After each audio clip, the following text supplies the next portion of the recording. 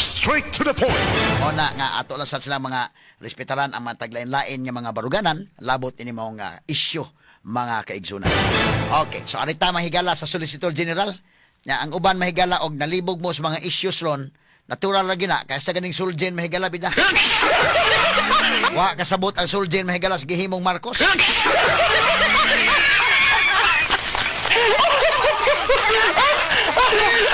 okay lang ato mga kaigsunan niya mga nalibog may attorney. Sige lang no kay ang mga abogado lain-lain man og mga opinion depende pod mga higalag asa ni laban ha.